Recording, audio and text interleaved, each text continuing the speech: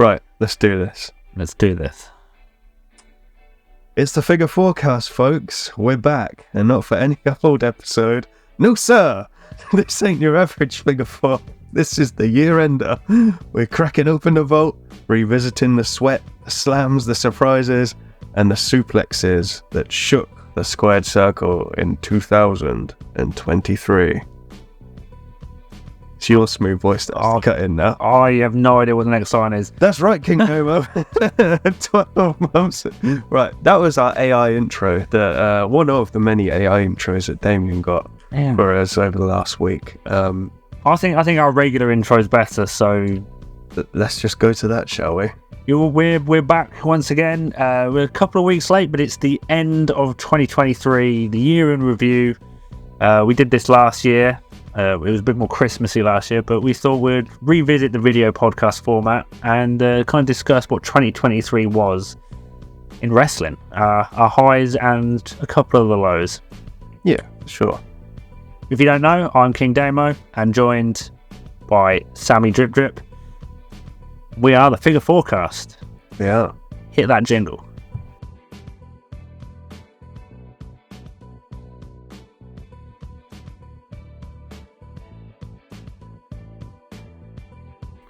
So, shall we jump straight into it? Yeah, what category do you want to start with first? I think, shall we go Superstar Year first or the last? Let's start with it, because I think the other categories are going to be a little bit more of a teaser. Yeah, so what we've done is we've made sure that we've got different answers. Yeah, it'd be a little bit boring if we had the same thing, but it was along the same wavelength on a lot of these. So. Yeah, sure. So I'll start. I'm the one that watches a bit more wrestling outside of the Fed, as they say, and I've gone for MJF in what hasn't been a stellar year, or wasn't a stellar year for AEW. He was kind of like the shining light in it for me, and I think a lot of people. He obviously has had the main storylines being the world champion throughout the entire year. Well, spoilers until World's End when he lost it to Samoa Joe. He had notable stories with Adam Cole. It was pretty much all with Adam Cole, to be fair. He had obviously him, MJF started off as a heel, Cole as a face, them joining together to make Better Than You Baby, ultimately winning the ROH World Tag Team titles at All In, I think it is. It was at Wembley, and retaining the belt as well in the main event against Adam Cole. It was then later transpired to have the Devil storyline, which was revealed to be Adam Cole and the Undisputed Kingdom. Yeah. What do you think of that reveal? It makes sense, which is good. Yeah. I mean, sometimes you just want that little bit of a twist, but yeah, it making sense. My fear was that they went for like something completely off the chain, and it's like Shane McMahon, and you're like, whoa, it's Shane McMahon in AEW, and then you're like, but why Shane McMahon in AEW? And it makes no sense, and the story just goes completely off the hook. You know what I mean? Yeah. So I was happy that it was Adam Cole, and it obviously leads into a lot more things.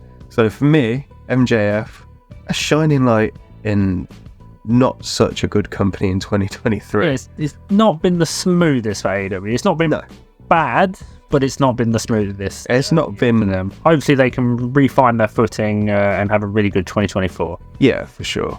Who have you gone for? I've not watched much AEW this year, so surprise, mine is a WWE guy, and I've gone for Gunther.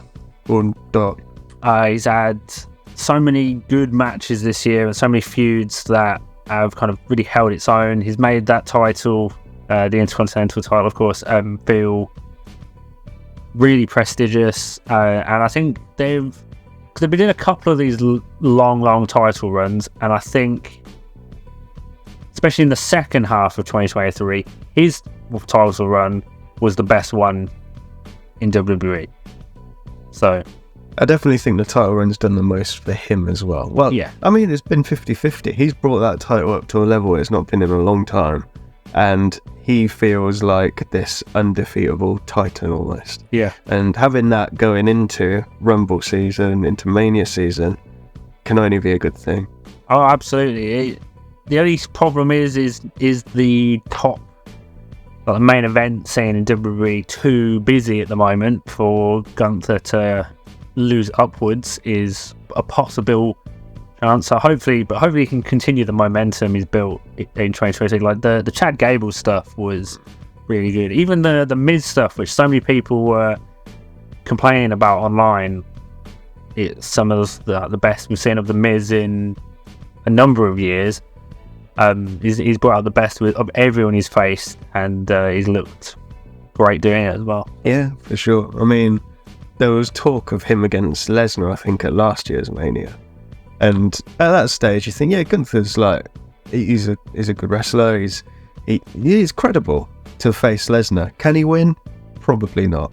But now, if you go into Mania this year and think Lesnar against Gunther, like, feasibly, he could win that match. Yeah, he probably should win that match. He should. He probably should. Lesnar's definitely on his swan song kind of years. Like, he's not going to be around for much longer. So the visual of Lesnar with the IC title, though, is an interesting one. Yeah, even if it's just in the build-up, like him posing to, like, he wants it. Did he ever won the Intercontinental title? I don't think he has. I can't picture him with either the US or Intercontinental title. No, so maybe I think he went straight in for WWE. Yeah, so maybe that's a bit of the story you can tell. But yeah, maybe.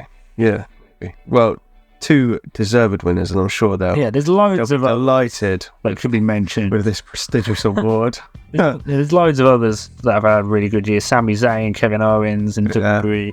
Seth Rollins, Usos. Yeah. Roman Reigns, of course. He's he broke so many records. I can't even go into it. Cody, absolutely. Dom, yeah, you could say has had a great year. Not necessarily on the same level. Yeah, so many that have had really good years in 2023, depending on which kind of level you look at for them. So yeah, for sure, real strong year. Well, let's switch over to the female superstar of the year. You go first on this one. It was a little bit more of a difficult one. I was trying to pick to have kind of a runners-up as well. So if we pick the same, we could still talk about two. And it just happens that we did get separate ones. But I was struggling just a little bit. I don't think there's been too many standouts this year. There's been a lot of stories and a lot of good moments and stuff, but not so much standouts. And I went with Rhea Ripley, who has been the most over woman in WWE, at least, probably expanding past that as well in 2023. Her social media following is like, she encapsulates everyone that they love her over TikTok, X, not Twitter anymore. Everyone seems to love her.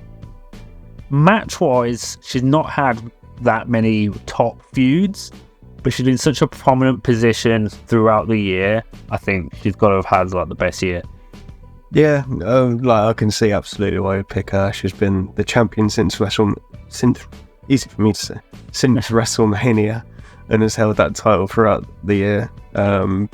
She's just got that aura about her, hasn't she? Where she's got the star power behind her now. They just need to find the right people for her to go up against. But she's really shown that sometimes there's more to being a wrestler than necessarily what happens in the ring. Not that what's been happening in the ring is bad, but she's excelled so much on the rest of it that brought her up so much. Well, just imagine it comes to a head, WrestleMania 40, her against Bianca Belair finally. We got teased that visual at the end of the Rumble a couple of years ago.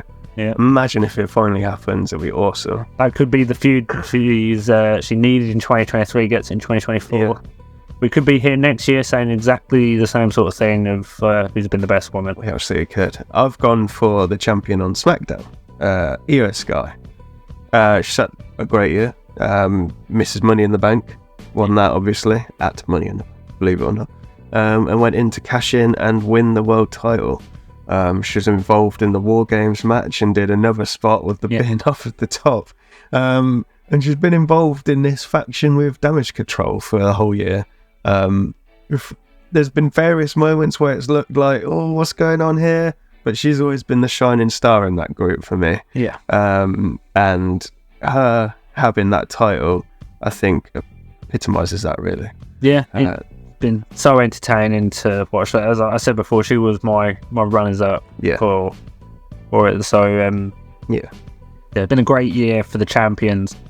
Hopefully in 2024 we can build the rest of the division up. Although it's not that it's been bad. The women's title scene's been entertaining.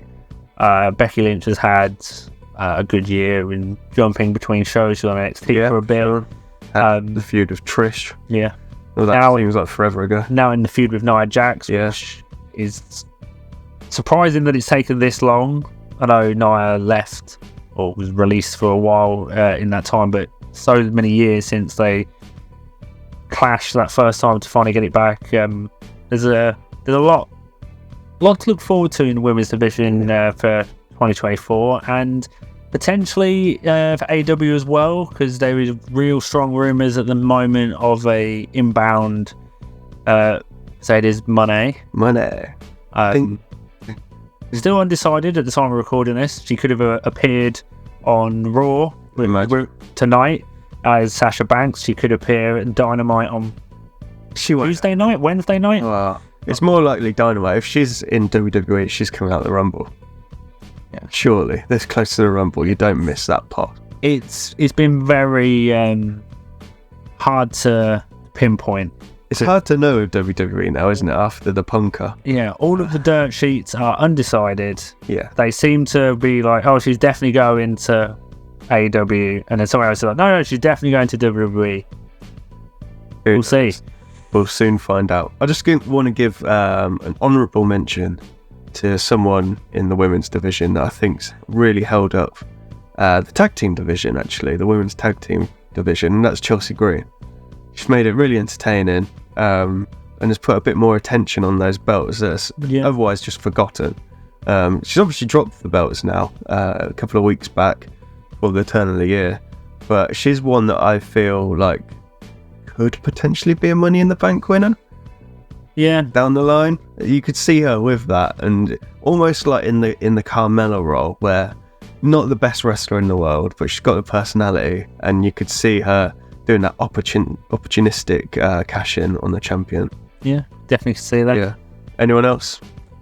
Well, obviously we kind of mentioned her already, but Bianca Belair has had she's always a shoe-in for a good story, a good feud. Yeah. One of the best workers WWE have, so whatever they settle on for her in the next few weeks should lead to a really good WrestleMania match. Yeah. We said we think it's to be the Rhea Ripley one, but that should be good for both of them. Absolutely.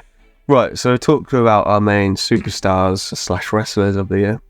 Let's move over to the moment of the year. Now, this can be across any promotion in the world, I guess. If you've been watching New Japan, seen any New Japan this year? No, I can't say how. Maybe some clips online. It's not my regular weekly viewing. No. So, moment of the year. I'll go for my moment of the year first. Going all the way back to Backlash in the first half of the year, Puerto Rico, and it was Bad Bunny against Damian Priest.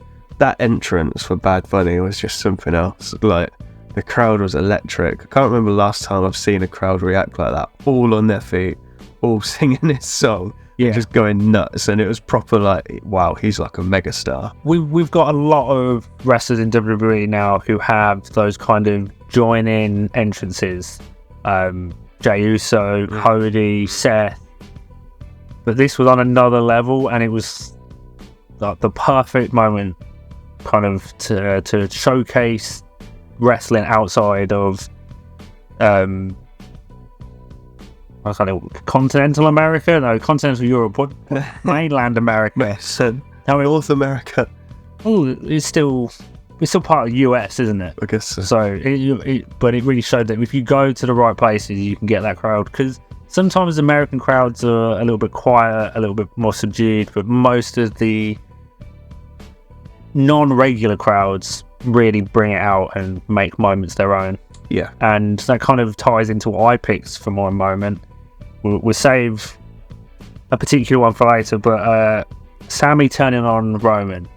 Great moment. All the way back at the Royal Rumble.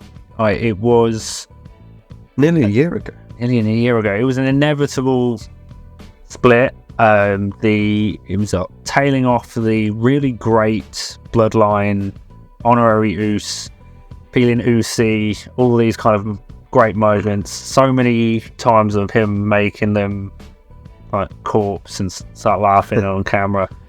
And then we finally get the start of this split. And it carried on. Obviously, we've now had Jay. Well, we had Jimmy leave and then Jay leave and then Jimmy come back, and it's gone through so many twists and turns. But this is the kind of the catalyst.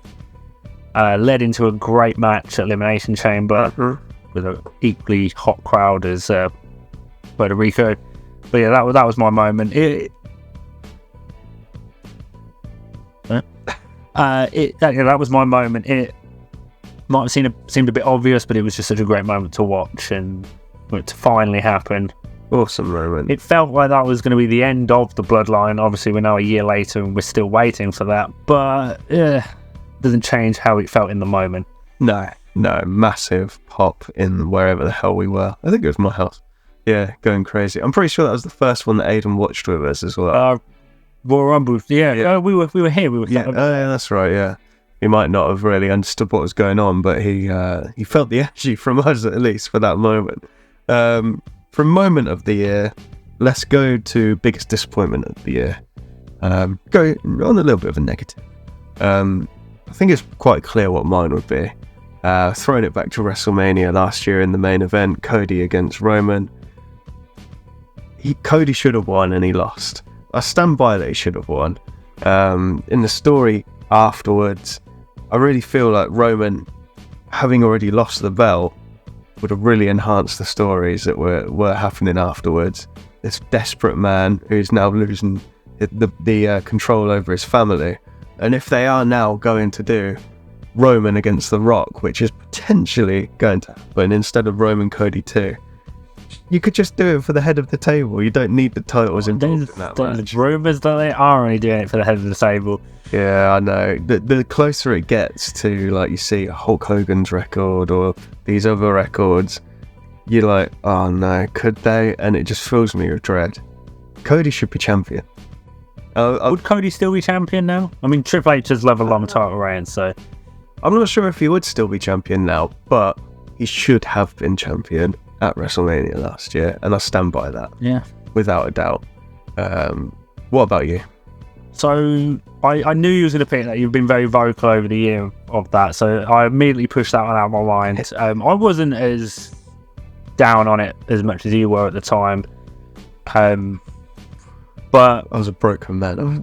One that has repeatedly hit me this year, and it's only a minor disappointment each time, but it soon adds up, is how many times Seth should have lost the title and retained.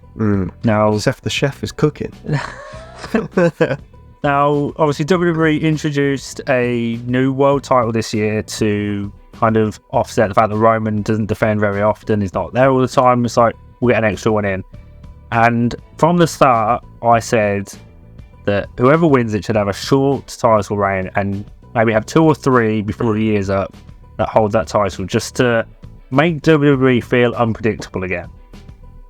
Because so many title reigns have been long, that it starts to get a bit, well, the champion's not going to lose, it's not a big pay-per-view. And every single time they had the opportunity to do it, they didn't. So that's my biggest disappointment, is that Seth is maintaining that title run, because WWE doesn't feel as unpredictable in its matches. Elsewhere, it can feel unpredictable, but in its matches, champions tend to retain their title, unless, of course, it's a big event, and that gets a bit stale after a while. Yeah. No, look, I completely agree with you. Some people may not. Some people may love Seth the Chef. I mean, I really like Seth. I just think his title was the one that they could have done this with without hurting him. Yeah. Or anyone. No, I completely agree. I feel like he should have lost it to Finn in that first match. Yeah. Without a doubt. I think that was at Money in the Bank. He could have lost it to Finn. He could have lost it to Nakamura. He could have lost it to... Priest, was it? Did he fight Priest? I can't remember. I can't remember. There's been cash-in attempts, but teases. He could have lost it to Drew. Like, none of these would have been bad things. But it's okay, because he's going to lose it to the Punker at WrestleMania. Maybe he's gonna happen. We'll lose it. We'll get to predictions in a little bit, but yeah. All right, let's swiftly move on from Damien's breakdown to the pay-per-view of the year. What have you got for this? I have gone for WrestleMania Saturday. Obviously, capitalizing. Main evented. I don't know what I was trying to say there. Main evented by Sammy and Kevin Owens versus Bloodline. For the Usos, sorry, for the undisputed tag team titles, is that what they call them? Yep. Such a great moment, deserving of the main event, and such a good story ender for that chapter. Everything you wanted a WrestleMania to be. The other matches on the card were really good as well. I don't think there was a single bad one on the day. You had Rhea versus Charlotte was part of that night as well. It's a WrestleMania, which always brings it up a level, but I think that one really delivered. Yeah. The second night had a couple of misses. The main event being one that a lot of people, you included, don't like, and it had that weird moment with Shane McMahon. Oh man, how did I forget about that? That should have been my moment of the year. But Shane blowing his quads. The first night was so good, and as we've been showing this year, we've been a friend experiencing WWE for the first time in a good number of years. Yeah. I think it really helped show what WrestleMania can be, because that was the one he got to see as well. So yeah. Do you know what? I was actually contemplating other pay-per-views like Money in the Bank in London or Backlash, whereas in Puerto Rico, because of these crowds being so hot, being outside of North America, I guess.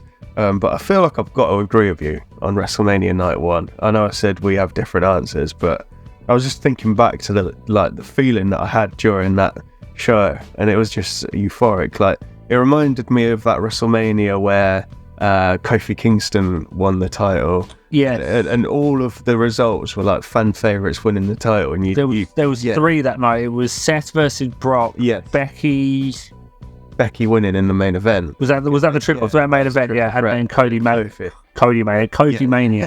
If only that's Cody Mania. But yeah, you left night 1 thinking, oh my god, we've just had this and we've got a whole another night coming, and then get the shower of shit.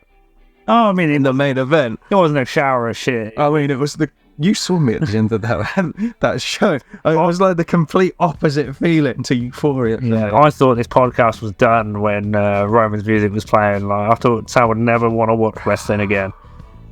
I've never been the same man since, but yeah, I'll go for night 1 WrestleMania for pay-per-view of the year. I'm really loving the 2-night thing. Obviously, we got awesome. The first one was during the pandemic, the first one? Yeah, I think it was. But we had the Boneyard match and the Firefly Funhouse matches, which both was a really good show, because you got excited, like, oh, if that's what we had night 1, what are we getting tomorrow? I don't think it's ever failed to deliver. No. But some nights, like this year, it had such a strong start. It makes it more of an event for me, rather than it just being one night. It's like this. It's more of a spectacle having it over 2 nights. And we don't have to stay awake for like 9 hours. Thank God. Oh, that last one that was 9 hours was just ridiculous. Thank God they dropped pre-show matches as well. Yeah. Thank you, Hunter. Let's move on to our last topic, our last section, I guess. Biggest surprise of the year. We're both agreeing on this, I think. It's the Punker. Yeah. The Punker coming back home, baby. He did have 2 returns, technically, in 2023. He returned back to AEW TV after Brawl Out and ripping both of his triceps. And then it swiftly, with a swift blow to Jack Perry's face, apparently, ended for him at All In, and he came back to WWE at the end of Survivor Series, which we've seen so many reaction videos to it. Our reaction was pretty much the same as them. Yeah, just disbelief. We almost missed it.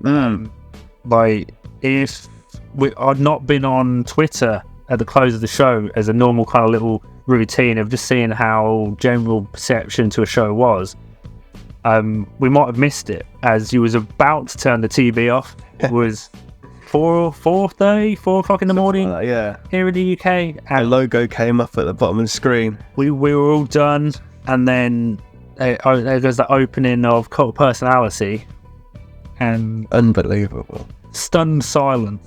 Do you know what? It's still so surreal seeing him on WWE TV, thinking of that moment, seeing the graphics on like Twitter and stuff where they advertise him for matches. Yeah. It just looks like fan rendered images, and like it's just crazy. It's now essentially been 10 years this month since he left WWE. He came back just short of that.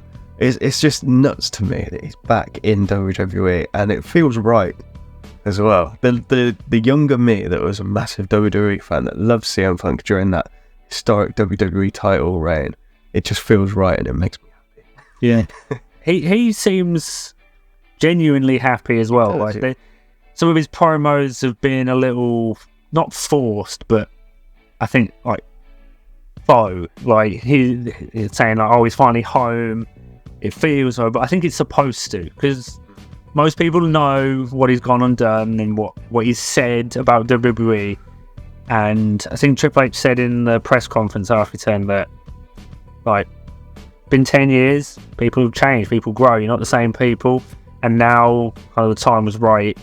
I think Vince not leaving because he's still there, but him not being as in control, and Punk having refound his enjoyment of wrestling, only to then remember why he disliked parts of it over AEW. Like he clashed some heads, quite literally in some cases.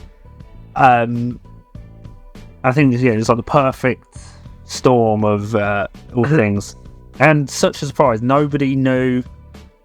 The dirt sheets didn't know. No, it was great, wasn't it? There was rumours, not have any spoilers. All the dirt sheets like, no, it's not happening. We spoke to WWE. They said they'd spoke, but nothing was happening. It's just amazing, man. I love it, and he's my superstar of the year for this year coming. There is one way or another, something's going to happen with him. There is a strong possibility of it. His run up to WrestleMania against Seth could be some of the most must-watch TV WWE put out. Like, because Seth's always had that kind of good delivery. His stuff with Riddle, when they went a bit real, was like, oh, okay, we need to watch this. So that's when it gets good. When those lines blur between reality and kayfabe, I guess. That's when it's at its best. That should all be starting in a couple of weeks when we... Punk is back tonight. Well, I mean, we should start those moments once the Rumble is either imminent or just past. Then there's been build. Yeah. Well, that's kind of our looking back at 2023 done. We're going to have a brief look into 2024. And as you've just mentioned the Royal Rumble, your thoughts on potential winner for the Royal Rumble? If you had to pick two that you think are the outliers at the minute, for both men and women's, who do you think? It's such a problem to predict now, and it's a good problem to have. Is that some years you've gone in and gone, it's definitely going to be this person, all the stories are pointing. But if you look at the minute, we've got 2 world champions for the men. Presumably, we're not going to have a situation where like Charlotte went to face the NXT champion. Presumably, we're not going to get that again. Who is the NXT champion at the moment? That is a good... Ilya Dragunov. Yes. Is the NXT champion. So presumably, we've got someone going to face Seth or someone going to face Roman. Now, if it's someone winning to go and face Roman, you've got 2 likely categories. You've got Cody, because he needs to swap brands, or you've got The Rock. The Rock can't win. I would just mean that like you need your WrestleMania match, and then for Seth, the most likely one is CM Punk. Now, question is, does that need to be for the title? I don't think it does. So I think you could have a situation where Damian Priest wins with his Money in the Bank, because we need to have someone win Money in the Bank, and then the Royal Rumble winner will face Priest. So I think that that's where my prediction is at the minute. I don't want to put a name on, because obviously we'll do a proper prediction for Royal Rumble in a couple of weeks. But that's where my thought process is that's the way you solve the money. To the minute, the men's Royal Rumble is either super obvious or doesn't have a purpose. No, I get what you mean. Obvious isn't necessarily the worst thing, as I said earlier. Yeah. There's 2 things I'd say to that.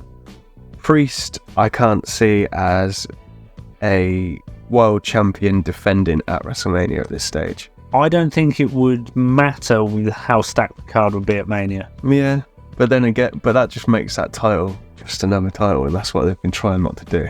True. Number 2, if you have Punk against Rollins for that title, Punk takes that title, which represents like the leader of this company that Seth Rollins loves, and he sees CM Punk as saboteur. I think that adds to the story.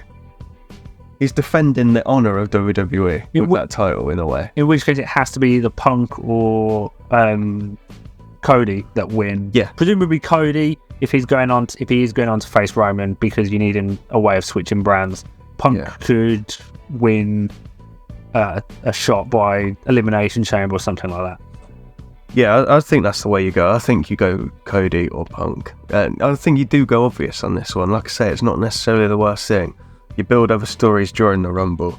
Women, I think you've got to go for quite a surprise winner. And initially, if you're not getting a returning Sasha Banks and there's nobody else to return or debut that I can think of, that is like super. Well, there's Jade Cargill, but I don't think she's win. I don't think that fits quite with the character. I think Bayley is a good shout. Bayley's good, and you could run a Evolution style. Like, okay, you go over and you beat Rhea, and then Bayley's like, no, actually, you've been horrible to me last week. I'm going to face you for the championship. Yeah. And Bayley turns face. Bayley's the one that I would pick as well, yeah, for sure. You've obviously got the Bianca Belair and Rhea Ripley story there. Which doesn't need the Royal Rumble, does it? Doesn't, but you got the brands. Yeah. Is the only issue there. Bianca's on SmackDown. Yeah, that's the only problem. But look, maybe they'll swap Bianca and Cody. Afraid. Maybe, yeah. That just mentioning Jade Cargill, the story is all that it's going to be her against Charlotte, and that's going to be like her big match. But now Charlotte's obviously out. I wonder what happens with her, because she's Becky. Becky's a shout. Becky's a shout to win the Rumble though as well, I think. Yeah, face Rhea. Yeah. They've been trying to keep them away from each other. Yeah, I could see Becky against Rhea at Mania. That's a big match. There's a lot of options. Yeah. What do you make of the return of Dwayne "The Rock" Johnson? Very conflicted with it, to be honest with you. It's like, wow, it's The Rock. He's back and he's awesome. And then, like, hearing him say head of the table and linking himself with Roman, you're like, oh god, finally going to happen. And then the realization for me, and I think a lot of other people, but that takes all the Cody match away. And what do you do there? Well, it's such a conflict. There's been rumours that Australia wants him, so that he's not back for WrestleMania. He's back for an Elimination Chamber match, not to be in the Elimination Chamber. Yeah, to clarify, but to be on that event, which. I don't know about that. Yeah. I think The Rock coming back and wrestling a match. I don't think he can wrestle a match. Like, I know, he falls apart every time he has a match, doesn't he? Like, it's the same with like when Cena comes back. Like, he doesn't have the stamina that he once did. Like, that muscle memory of how to do it might still be there. I'm not saying that they've lost it, but they don't have the stamina. And at this point, like, Roman's matches are slogfest that go on 30 minutes because you're waiting to get through all of the shenanigans, and you need that win. Like, if Cody's in that match and winning, that match needs to go 35 minutes where he gets through everything that should go wrong, and then finally, like, he's got to overcome everything for the victory. And I don't think The Rock was The Rock's match go 10-15 minutes? No, when's the last time he had a match? Was it Cena? I think so, yeah. And then it was what, 10 years? The thing with The Rock, 10 years. He doesn't win. Really? You really go from having Roman as the champion and not being there to The Rock being champion, because The Rock, I don't personally. Next match is presumably SummerSlam where he drops the title. He's got shit to do. He's The Rock. Yeah, I don't personally, but I don't know. There's the thing in my heart is Cody winning the title at Mania, but the more you see these records getting closer, the more I think, is it The Rock, and does he retain? Well, it has also immediately brought out the best in the Bloodline story, because this week on SmackDown, obviously we was meant to have a number one contender triple threat match, and I think it's the first time we've seen them do it from a triple threat point of view, when someone comes out, attacks the contenders, and they go, well, now you got to face all of them. Yeah. So now we're getting a fatal four-way, and there has been theories online that Roman isn't walking out of Royal Rumble with the title. Nah, screw that. He's walking out of Royal Rumble with the title. Not a chance to see losing it to any of them bums. LA Knight's a bum. And AJ Styles. Dark AJ Styles in his black trousers. And he was just wearing trousers this week, wasn't he? Those weren't They're like skinny jeans, weren't they, pretty much? They look like suit trousers. Yeah. No, he's not dropping the title at Rumble, not a chance. Rock costs him, and then you have Orton versus Cody at Mania. What an anticlimax that would be. It would be. Imagine LA Knight pinning AJ Styles to win Roman Reigns' title and breaking his record-breaking run. It's not happening. Yeah. These people need to get a life. So, presumably, the best case scenario then is Rock, Roman at Elimination Chamber to be head of the table, and a Royal Rumble winning Cody Rhodes interferes as a kind of one last fuck you to Roman before their WrestleMania match. That's probably the best case scenario I can think of. I dare you do better, WWE. Please do better than that. They could well do. They've surprised us big time, as we've just mentioned this year. So look, it's an exciting year to come. There's all sorts of possibilities that could happen, and I for one am looking forward to it big time. Yeah. I think that pretty much concludes our little look back and brief look forward to 2024. Yeah. Thank you for listening over the last year. It's been a bit hit and miss. We're going to try and get a little bit more regular this year, in one form or another. Soon to be announced, I think, is what we'll say. We'll hopefully have some stuff to announce soon, so stay tuned to social media. We do have to do your punishment for 2023 at some point. I think I'm looking tanned enough, Phil. Yeah. I mean, under the light, I look very pale. Yeah, we're gonna get you this colour. Maybe not that colour. Maybe this. That's like proper Oompa Loompa. Can we get you really red instead? No.